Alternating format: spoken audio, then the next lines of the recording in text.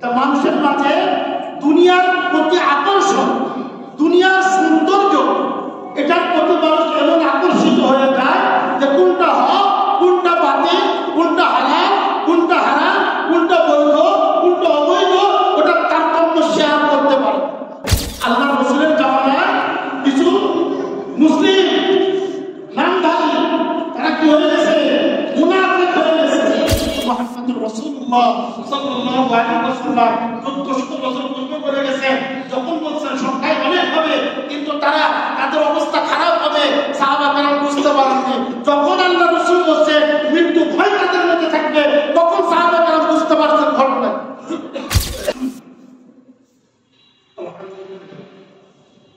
সমস্ত প্রশংসা আল্লাহ তাআলার জন্য, যিনি আমাদেরকে পবিত্র কোরআন তারপর বিদেশের কোরআনের আলোচনার তৌফিক দান করেছেন। আমরা সকলেই শুকরিয়া আদায় করি আলহামদুলিল্লাহ। মুআজ্জাজ সাহাবী আমাদের আলোচনা চলতেছিল হযরত ইব্রাহিম আলাইহিস সালাম,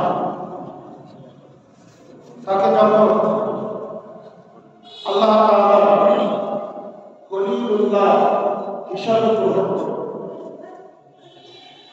তখন হযরত ইব্রাহিম আলাইহিস সালাম এটার আলামত এটা জিজ্ঞাসা করছেন। তো মালাকুল মউত তিনি বলেছিলেন এটা আলামত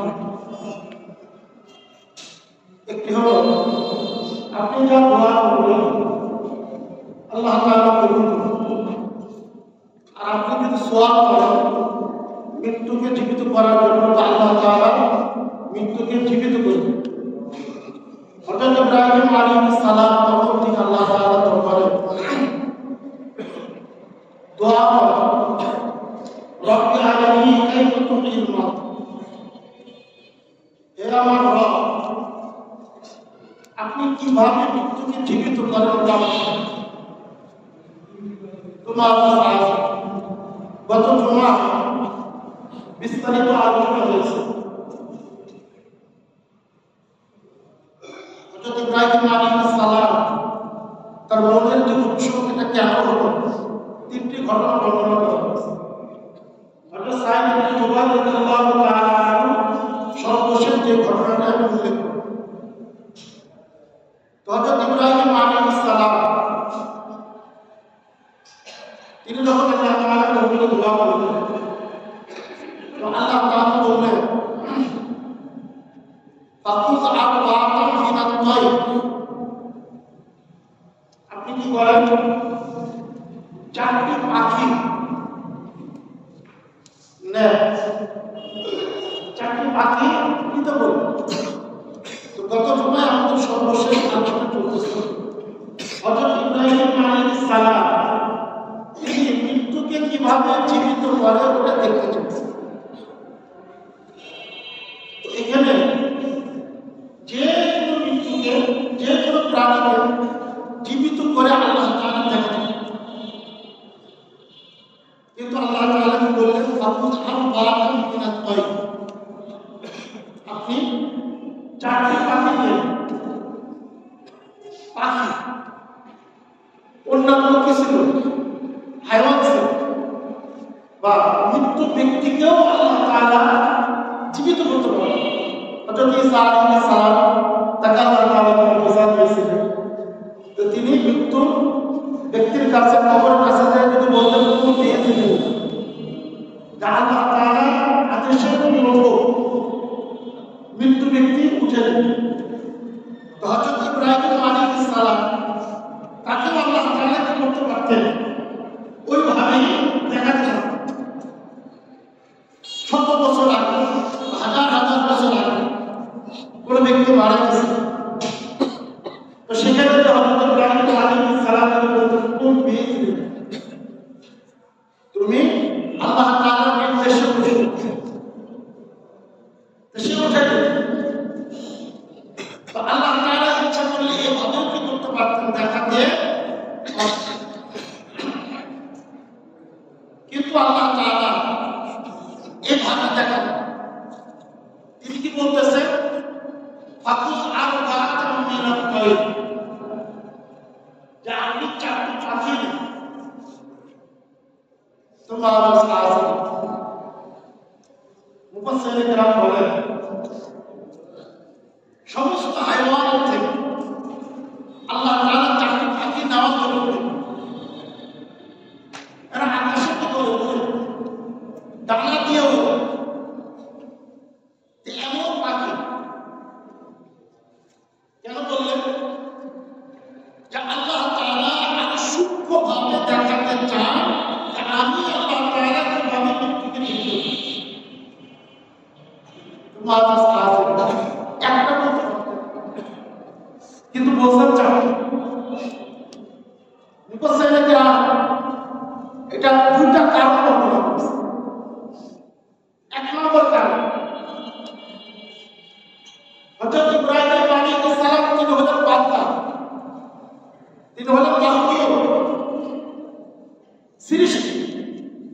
আল্লাহ তাআলা হলেন সৃষ্টি, বান্দা সব দিক থেকেই সীমিত, বান্দা কি সব দিক থেকেই সীমিত, আর মহান আল্লাহ তাআলা সর্বদিক থেকে অসীম। তো বান্দা আল্লাহ তাআলার কাছে চেয়েছে, প্রার্থনা করেছে মৃত্যুকে কিভাবে জীবিত করেন সেটা দেখানোর জন্য। তো বান্দার জন্য তো একটাই যথেষ্ট ছিল, কিন্তু আল্লাহ তাআলার যে শান, আল্লাহ তাআলার যে আযমত, সেখানে আল্লাহ তাআলা একটি রাখেননি, কয়টি রাখছে? চারটি রাখছে। চারের অধিকও রাখতে পারতেন, চারের কি অধিকও রাখতে পারতেন, কিন্তু আল্লাহ তাআলা চারটির মধ্যে কি করেছে? সীমাবদ্ধ করেছে। একটা জায়গায় অধিক রেখেছে আল্লাহ তাআলার শানকে। দ্বিতীয়ত চার সংখ্যাকে আল্লাহ তাআলা বেছে নিয়েছে। মুফাসসিরিন কেরাম বলেন যে আল্লাহ তাআলা মানুষকে যে মৃত্যুর পরে আবার জীবিত করবে, পশু পাখি এদের কোনো বিচার আচার নেই। যদিও পাওয়া যায় একজন আরেকজনের উপর জুলুম করছে, তারা জুলুমের বদলা নিয়ে নিঃশেষ করে। একমাত্র মানব যারা তাদের আর কোনো মৃত্যু না, একবার মৃত্যু হবে, একবার আর কোনো দিন আর মৃত্যু না, সে জান্নাতে হোক অথবা জাহান্নামে হোক। তো মহান আল্লাহ তাআলা চারটি বলে মানুষের হাকিকত কি, মানুষের কি হাকিকত কি, সেটা আল্লাহ তাআলা হাজার হাজার বছর আগে বর্ণনা করেছে। বর্তমানে বিজ্ঞান যেটা বলতেছে যে মানুষ এই কিছু দ্বারা করবে, যে সময় আল্লাহ তাআলা বলেছে বোঝানোর জন্য মানব জাতিকে, বিজ্ঞান তো দূরের কথা, সভ্যতা বলতে মনে কিছু ছিল। বর্তমান যেটা আমরা সভ্যতা, তো মানুষ তখন আল্লাহ তাআলা কি করতেছে? চার সংখ্যাকে নির্ধারণ করেছে। মানুষ কি আগুন, পানি, মাটি, বাতাস, এই চারটা দিয়ে আল্লাহ তাআলা মানব জাতিকে কি করেছে? সৃষ্টি করেছে। আল্লাহ তাআলা একটি অধিক নিয়েছে, কিন্তু চারকে কেন নির্ধারণ করেছে? মুফাসসিরিন কেরাম এটা উল্লেখ করেছে। কোন মুফাসসিরিন কেরাম? যে যারা এই বিজ্ঞানের যুগে আসছে না, এই বিজ্ঞানেরও বহু আগে, এখন থেকে 500 বছর 600 বছর আগে মুফাসসিরিন কেরাম এটা বর্ণনা করতেছে। এগুলো কি করতেছে? বর্ণনা করতেছে। এখন হলো বুঝবে যে বিজ্ঞানের উৎকর্ষের যুগে অনেক কিছুই পাওয়া যায়, কিন্তু যখন কি ছিল না, বিজ্ঞানের কম ছিল না, তখন পরবর্তী মুফাসসিরিন কেরাম ইমামুত তাফসীর তারা এই আয়াতগুলো কি করছেন? ব্যাখ্যা করেছেন। এখন বিজ্ঞান ওটাকে কি বলতেছে? বাস্তব বলতেছে। তো চারটি পাখি নেওয়ার জন্য বলেছে। চারটি পাখি, চারটা কবুতর, চারটা কাক, বা চারটা মোর, বা চারটা মোর, এর মতো মুফাসসিরিন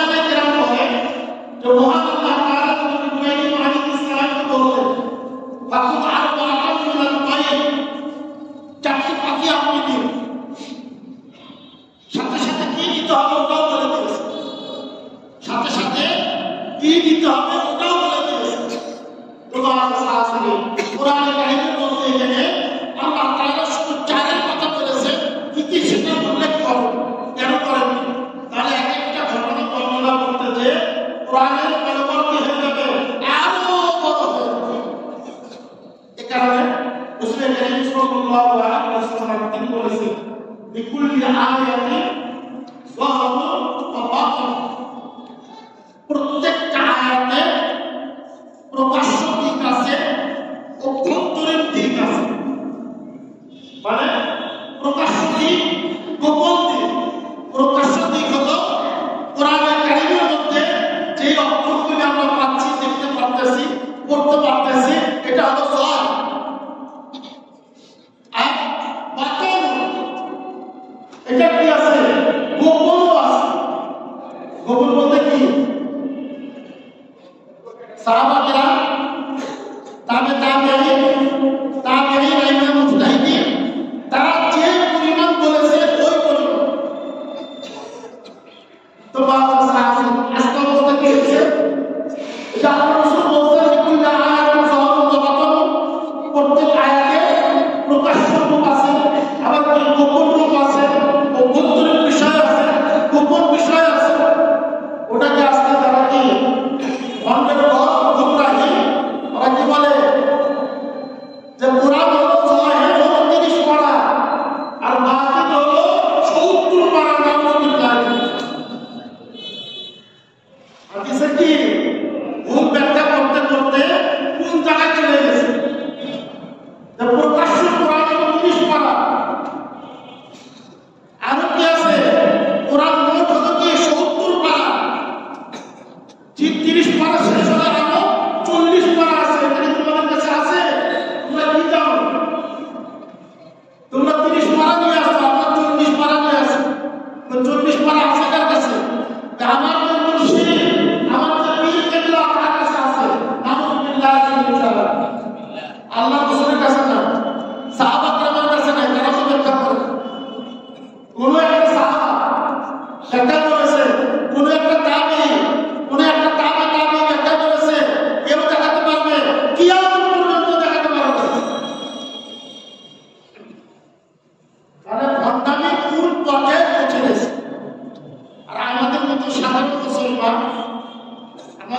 সাধারণ মুসলমান দিন থেকে বিচ্যুত হওয়ার কারণে, দিনের প্রতি গাফল হওয়ার কারণে আজকে তাদের কথাই মেনে নিচ্ছে। তারা আবার কি করে? আলেমদেরকে প্রশ্ন করে, আপনারা কি জানেন? আপনারা কয় পারা নিয়ে কথা বলেন? 30 পারা নিয়ে কথা বলেন। আরো যে 40 পারা আছে আপনি জানেন? আপনি তো কিছুই জানেন। নাউযুবিল্লাহ। এ আমাদের পূর্বে রাসূল কারীম সাল্লাল্লাহু আলাইহি ওয়াসাল্লাম বলেছেন, গুমরাহি, ফিতনা বৃষ্টির মতো ঝরতে থাকে। আজকে অবস্থা হয়ে গেছে আমাদের তাই। নেক সুরতে ধোঁকা। এটা কি? নেক সুরতে ধোঁকা। বদ সুরতে ধোঁকা না থেকে বাঁচা মোটামুটি সহজ বলা যেতে পারে, কিন্তু নেক সুরতে ধোঁকা এটা কিন্তু মারাত্মক। এটা কি? মারাত্মক। তোমার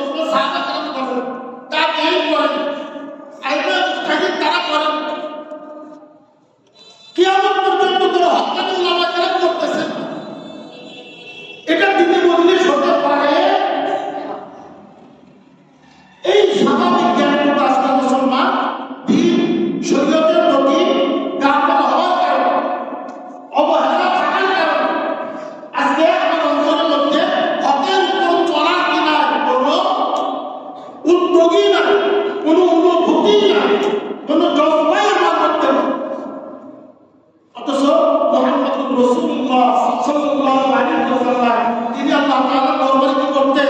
দোয়া করতেন। কি করতেন? দোয়া করতেন। আল্লাহুম্মা আরিনাল হাক্কা হাক্কান ওয়ারযুকনা ইত্তিবা'। হে আল্লাহ, আমাকে হক দেখান, হককে চিনান, যাতে আমি হককে চিনতে পারি এবং আমি যাতে হককে ইত্তিবা' করতে পারি। কে বলছে? সাইয়্যিদুল মুরসালিন খাতামুন নবী। আর কি বলছে? ওয়ারিনাল বাতিল বাতিলান ওয়ারযুকনা ইত্তিবা'। বাতিলকে বাতিল হিসেবে আমাকে দেখার তৌফিক দান করুন এবং বাতিলকে বর্জন করার তৌফিক দান করুন। স্বয়ং রাসূলুল্লাহ সাল্লাল্লাহু আলাইহি ওয়াসাল্লাম তিনি বলতেছেন, আর আমি বান্দা কোথাকার? আমি বান্দা কোথাকার কি? আর আমার অন্তরের মধ্যে হককে বলা, হককে জানা এবং বাতিলকে চেনা, বাতিলকে পরিত্যাগ করা কোনো বুদ্ধি নাই। শুধু তাই নয়, যখনই বারবার হকের কথা বলা হয়, এক শ্রেণীর ব্যক্তি 5 ওয়াক্ত নামাজ পড়ে বলে এত হুজুর হক কেন? কোথায় গিয়েছে? আপনি আলিম বলেন, হককে নিয়ে আলিম কেন বারবার বলেন? মনোক্ষুণ্ণ, রাগান্বিত, বুঝতেই পারতেছেন আমি কি বলতেছি। তাহলে আমরা মুসলিম জামানা যখন আমরা রসুল বারবার দোয়া করতেন, আল্লাহুম্মা আরিনাল হাক্কা হাক্কা ওয়ারযুকনা ইত্তিবা'a ওয়া আরিনাল বাতিলা বাতিলা ওয়ারযুকনা ইজতিনাবা, তখন ওই বান্দা কি বলতো? এইভাবে মুনাফিকরা কি হয়ে গেছে? মুনাফিক হয়ে গেছে। আল্লাহর মুসলিম জামানায় কিছু মুসলিম নামধারী তারা কি হয়ে গেছে? মুনাফিক হয়ে গেছে। তোমার সাহাবায়ে অথচ সাহাবারা রাদিয়াল্লাহু তাআলা আলাইহিম আজমাইন তারা কোন সময় কি এর দ্বারা এমন প্রশ্ন মনের মধ্যে উদয় হয়, আল্লাহর রাসূল বারবার বলতেছে ওটাই আমার দরকার। আল্লাহর রাসূল বারবার বলতেছে ওটাই আমার দরকার, এটার মধ্যেই আমার কি কামিয়াব। আর আজকে যখনই বলা হয় এই জামানায়, ওই সময় আল্লাহর রাসূল বলছে যখন বাতিলের কি লেশ মাত্র ছিল না, তেমন ওই সময় আল্লাহ রাসূল বলছেন। আর এখন এই যুগ সম্পর্কে আল্লাহ রাসূল বলছে বৃষ্টির মতো বাতিল কি হবে? বর্ষিত হবে, বৃষ্টির মতো হত্যা করবে। এই অবস্থায় হককে চেনা বহু মুশকিল। অথচ আজকে আমি বলতেছি হুজুর বারবার হককে প্রমাণের কথা কেন বলেন? কোন ব্যক্তি যদি এমনটি বলে বুঝতে হবে পুরো অন্তর জুড়ে নেফাক, শয়তানের কি খপ্পরের মধ্যে পড়ে গেছে, বের হতে পারবে না। হকের কথা বারবার বলার দ্বারা, সতর্ক করার দ্বারা কোন ব্যক্তি যদি মনে করে এটা বলা যাতে কি আছে, বুঝতে হবে শয়তানের খপ্পরের মধ্যে পুরাই পড়ে গেছে। যদি কি করে বাইতুল্লাহ শরীফের গিলাফ ধরেও দোয়া করে তা আল্লাহ তাআলা হয়তো কবুল করবেন। কিন্তু অবস্থা এমন না। এটার উদাহরণ কি? আব্দুল্লাহ ইবনে উবাই ইবনে সালুল বাইতুল্লাহ শরীফের মধ্যে দোয়া করতেছে, গিলাফ ধরে দোয়া করতেছে, আল্লাহ তাআলা তার দোয়া কবুল করেন। আজকে আমাদের এই অবস্থা হয়ে গেছে। তোমার সাহায্যে নেক সুরতে ধোঁকা, এটা খুব সহজ। নেক সুরতে ধোঁকা কি খুব সহজ। কত সুরতে থাকবে, শয়তান কি করবে? নেক সুরত দিয়া। তো যেটা বলতেছিলাম লিকুল্লি আয়াতিন যাহিরুন ওয়া বাতিন, প্রত্যেক আয়াতে একটা প্রকাশ্য দিক আছে আর অপ্রকাশ্য দিক আছে। প্রকাশ্য দিক হলো যেটা কোরআনের মধ্যে আমরা দেখতে পাচ্ছি, আর অপ্রকাশ্য দিক হলো যেটা হাদিসের মধ্যে রয়েছে, সাহাবা কেরামের কওলের মধ্যে রয়েছে। ওটা হলো কি? ওটা হলো বাতিল, গোপন তথ্য, গোপন ব্যাখ্যা। যে ব্যাখ্যা দিয়ে গেছে আল্লাহ রাসূল, সাহাবা কেরাম, তাবেঈন, তাবেঈন, ওটা হলো বাতিল, ওটা অপ্রকাশ্য। আর আমরা আজকে বলতেছি আমার মুর্শিদের কাছে ওই 40 পারা আছে, ওরা হলো কি 70 পারা, 30 পারা দোয়া করতেছ কি জানো, 30 পারা করে লাফালাফি করতেছ। আমার মুর্শিদের কাছে কি আছে? আরো 40 পারা আছে, এই পুরো মিলে 70 পারা হলো পারা। নাউজুবিল্লাহি মিন যালিক। এই হলো কি আমাদের অবস্থা। আরো যত দিন যাবে, নেকের সাথে একটা কি করবে আর একটা বাতিল নেক সুরতে শয়তান সর্বদাই রাখবে। তোমার সাহায্যে ওখান থেকে আমাদের পরহেজ করতে হবে, সতর্ক থাকতে হবে। একমাত্র হক্কানি উলামায়ে কেরাম তাদের স্বর্ণপন্ন হলে আমি সতর্ক থাকতে পারবো। নচে আল্লাহ তাআলা দায় করে দেয়নি আমাকে গর্দান ধরে হকের উপর নিয়ে আসবে। তোমার সাহায্যে হযরত ইব্রাহিম আলাইহিস সালাম তাকে আল্লাহ তাআলা কি বললেন, ফাকুজ আরবাতাম মিনাত তাইর। প্রকাশ্যে যেটা আছে কি চারটা পাখি, কিন্তু আল্লাহ তাআলা তাকে বলে দিয়েছিলেন কোন কোন পাখি দিতে হবে, একটা দিলেই যথেষ্ট ছিল। কিন্তু চার ধরনের পাখি হযরত ইব্রাহিম আলাইহিস সালাম নিয়েছিলেন। কয়েকটি বর্ণনা পাওয়া যায়, দুই একটা এদিক ওদিক, কিন্তু বর্ণনাগুলো মোটামুটি এক। এই যে চার ধরনের কেন নিয়েছিলেন, এই চার ধরনের পাখির মধ্যে চারটা বৎস্বভাব আছে। কি আছে? বৎস্বভাব আছে, যেটা মানুষের জীবন দশায় থাকে। আর যেই বৎস্বভাবগুলি মানুষকে দিন থেকে বিচ্যুত করে, গুমরা করে ফেলে, কিন্তু যখনই তার মৌত হয়ে যায় ওই স্বভাবগুলি তার মৌতের সাথে ছিন্ন ভিন্ন হয়ে যায়। তোমার সাহায্যে হযরত ইব্রাহিম আলাইহিস সালাম তিনি চারটি পাখি নিয়েছেন। একটা হলো ময়ূর, তবুজ, আরেকটা হলো কাক, আরেকটা হলো ঈগল, আরেকটা হলো মোরগ। কেউ কি বলেছে, ঈগলের জায়গায় কবুতর বলেছে। তোমার অবস্থায় দুই একটা পাখি এদিক ওদিক, বাদ বাকি সমস্ত বর্ণনা এক। ময়ূর, মানুষের মাঝে একটা কি আছে, ময়ূরের বৎস্বভাব আছে। সেটা কি? মুফাসসিরিনে কেরাম বলেন ময়ূর হলো জিনাতুদ দুনিয়া ওয়া বাহজাতুহা। ময়ূর হলো কি দুনিয়ার চাকচিক্য এবং কি আনন্দ। ময়ূর যখন নাচে দেখতে কত সুন্দর লাগে। তা মানুষের মাঝে দুনিয়ার প্রতি আকর্ষণ, দুনিয়ার সৌন্দর্য, এটার প্রতি মানুষ এমন আকর্ষিত হয়ে যায় যে কোনটা হক, কোনটা বাতিল, কোনটা হালাল, কোনটা হারাম, কোনটা বৈধ, কোনটা অবৈধ, ওটা তারতম্য শেয়ার করতে পারে। তার উপর কি হয়ে যায়, দুনিয়ার সৌন্দর্য গালিব হয়ে যায়, প্রাধান্য পেয়ে যায়। তখন কোরআন আর সুন্নাহ তার কাছে কি হয়ে যায়, কেউ হয়ে যায়। তোমার সাহায্যে এটা হলো মানুষের একটা বৎস্বভাব। এরপরে কাক, মুফাসসিরিনে কেরাম বলেন কালো কাক, এটা হলো হাফস, লোভ। মানুষের মাঝে আল্লাহ তাআলা সৃষ্টিগত কি দিয়েছে, একটা স্বভাব। সেটা হলো কি মানুষের ভিতরে লোভ কাজ করে, কারো বেশি কারো কম। আবার কেউ নিয়ন্ত্রণ করতে পারে, কেউ করতে পারে না।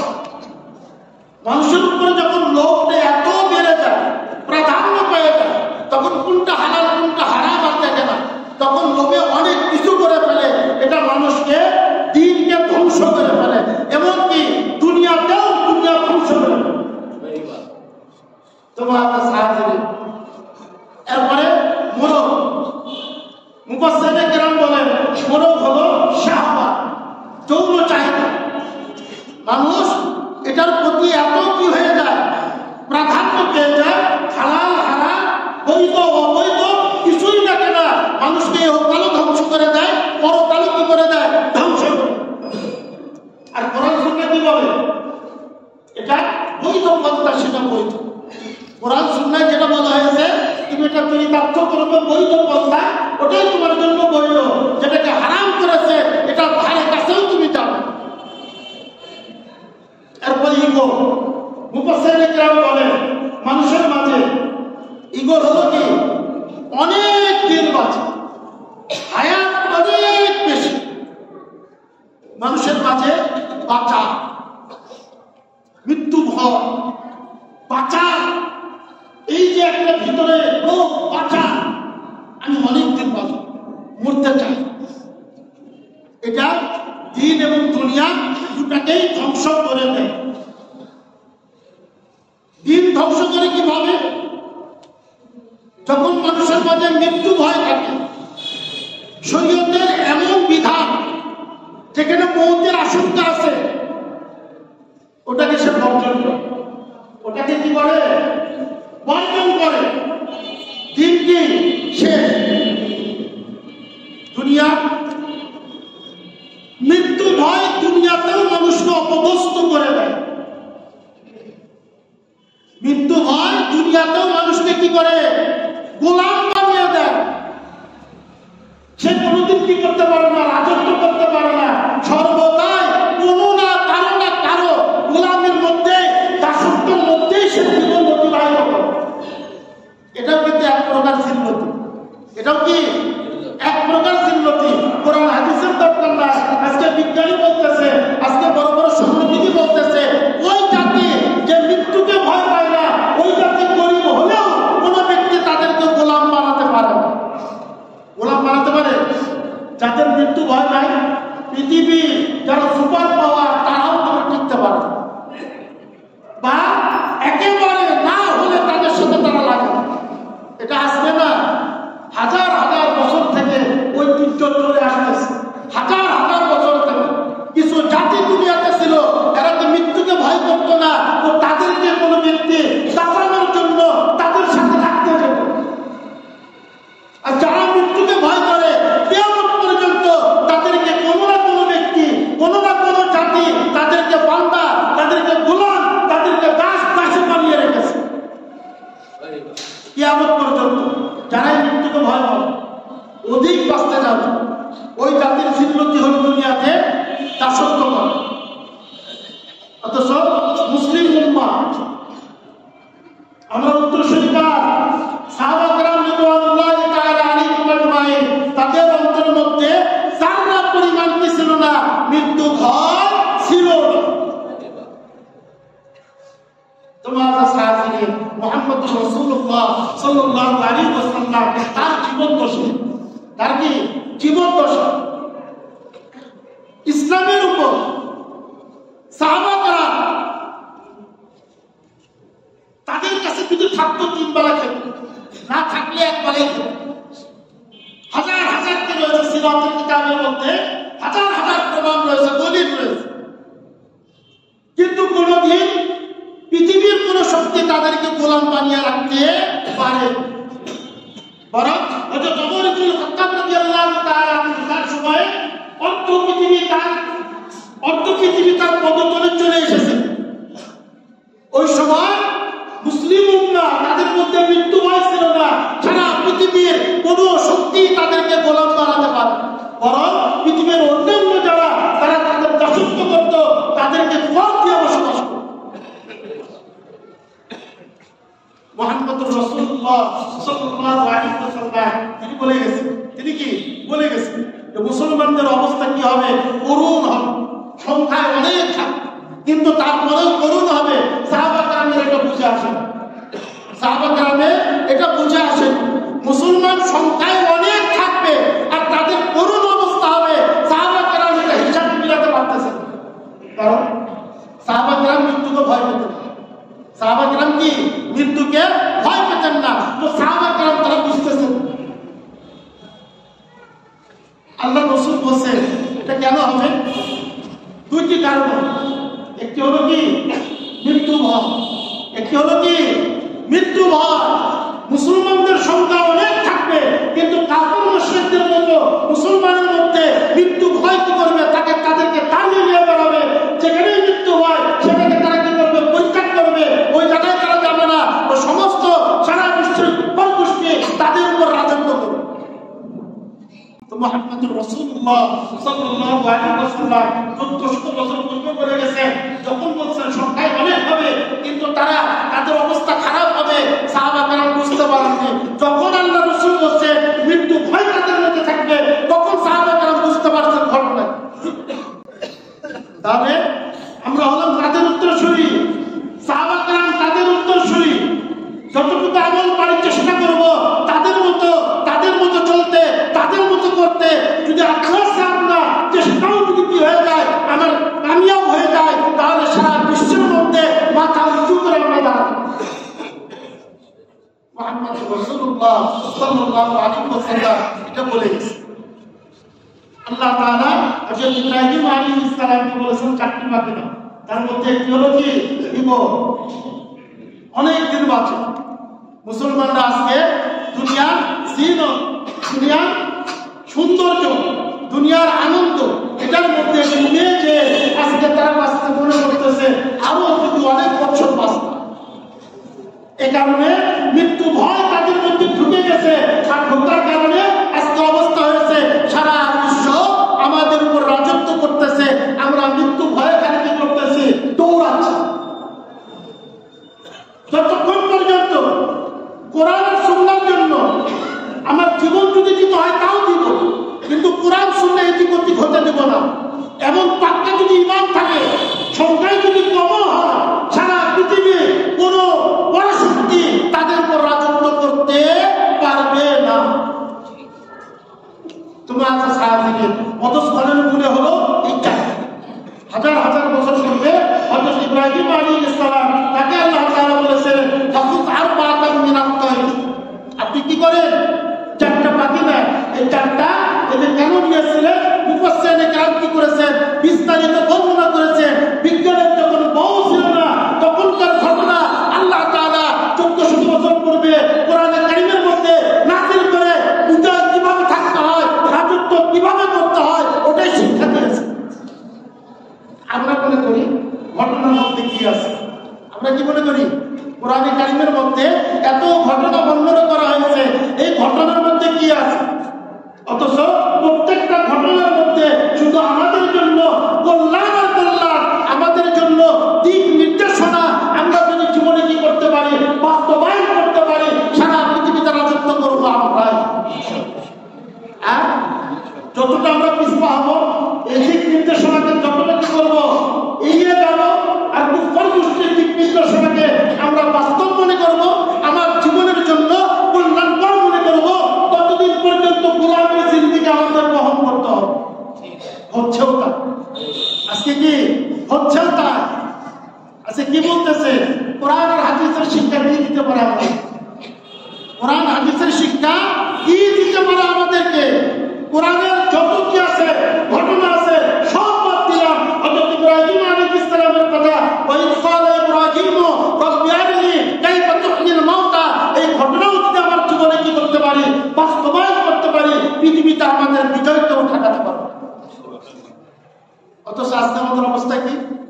কোরআন সুন্নাহর মধ্যে আছে না, নাউযুবিল্লাহি মিন যালিক। কতদিন আমরা কোরআন সুন্নাহ ঘেটেছি, কি পড়াটা করেছি, হ্যাঁ?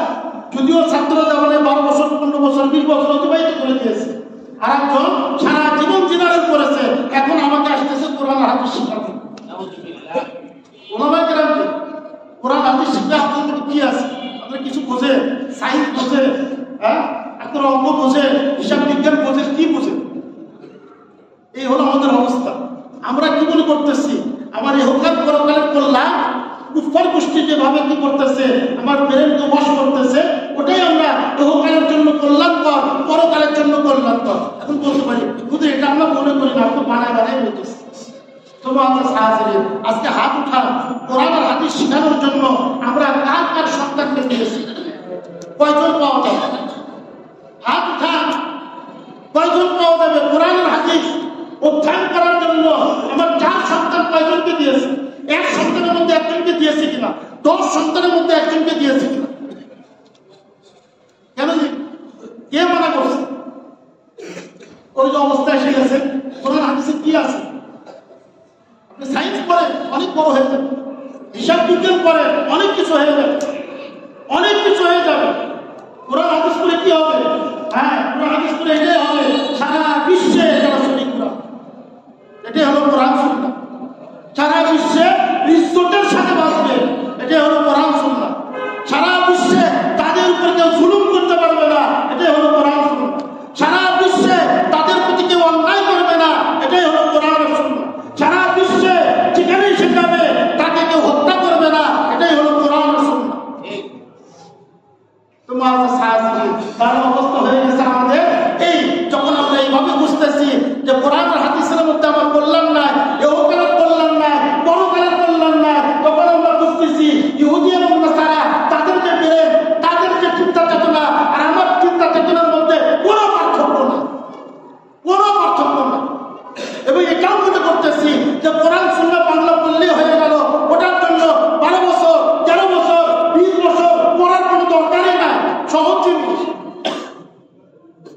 হিসাব বিজ্ঞান পড়ার জন্য অনেক দরকার, সায়েন্স পড়ার জন্য অনেক সময় দরকার।